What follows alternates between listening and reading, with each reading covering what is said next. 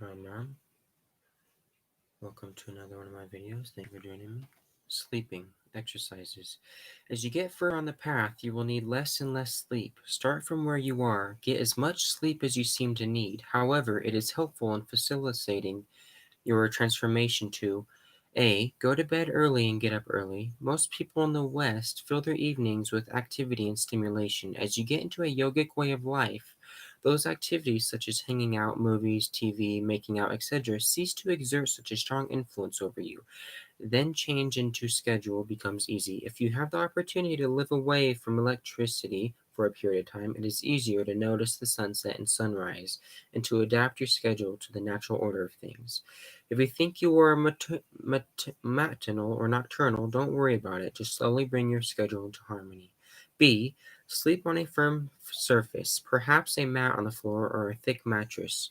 At first, this may be uncomfortable if you are unaccustomed to it, but quickly you adapt and find that the patterns and nature of your sleep change markedly as you change the surface upon which you sleep. C. It is good to sleep on your back or upon your side. The left side is often recommended for reasons concerning with nostril is the most useful to breathe through during the night. Most of the time you breathe through one nostril dominantly. There is a evolved science in yoga concerning the effects of breathing through one nostril or the other. The nostril opposite the side you are sleeping on stays open. D. Sleep without a pillow or with a small pillow under your neck. It is good to keep your spine as straight as possible. Meditate for a few moments before lying down to go to sleep. Patterns of sleep. When you first lie down, relax your body progressively from feet to the top of the head. Experience relaxation at each point along the way. Get out of the habit of thinking about things when you're going into sleep. Clear your mind. If you work with mantra, it is good to repeat your mantra and let all else fall away. All your sadhana proceeds, you will be able to remain more conscious through the period of transition from your normal waking state into the states of sleep. You will witness these transitions in planes of consciousness from the vantage point of the calm nick created by your mantra, witness vantage point. During the first part of your sleep, you will be in a state of deep sleep. This is a dreamless state in which you merge once again into the unity of the One. Through this reuniting, you tune in on much pran and become refreshed. Parallels are often made between this state and the Nirvik, Nirvikalp Samadhi and the first Bardo.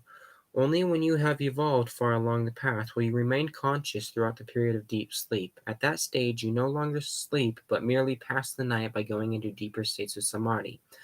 Once your being has been sufficiently refreshed through deep sleep, you begin to re-enter through various planes of consciousness, finally coming to the physical plane, at which point you usually say that you have awakened. The various planes you pass through prior to returning to the physical plane are generally referred to by most laymen in the West as the dream state.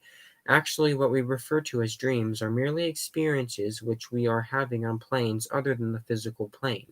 Such experiences are going on all the time, but usually our awareness is attached to the physical plane and we are oblivious of any other information coming from these other planes. Most of us had the experience of being awake by an alarm clock and being in the middle of a dream. Sometimes we were able to finish the dream without going back to sleep. That is, we keep in mind that the alarm has gone off, but we stay in the state of half awake, half asleep in order to finish the dream. Many people are trained to do this in the psychoanalysis. It is possible almost immediately upon embarking on one's sadhana to become aware in the same way during the process of dreaming.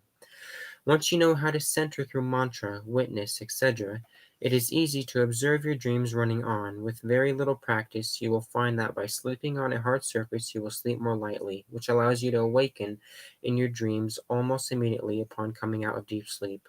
It is useful to keep a mantra going while the dreams pass. Although you may be an actor in your dream, if you identify with your mantra or witness, you can still watch your dreams in the same way as you might watch a movie, watching yourself as one of the actors. This is a technique for learning a great deal about who you are on planes other than the one with which you are familiar. The major advantage of some familiarity with other than the physical plane of consciousness is that it helps you to see that what you call your waking state is little more than another plane of consciousness, no more and no less.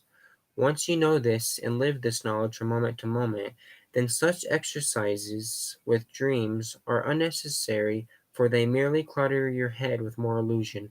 At that stage, it is good, as soon as you come out of deep sleep and become aware again, to get up immediately and go into meditation, keeping as free from any thoughts as possible. Hope you guys enjoyed this video. I like Om Namah Shivaya. Om Namah Shivaya. I try not to leave my body, but just stay as pure consciousness. Much love. I'm Ram. That was from the cookbook, from the book Be Here Now by Ramdas.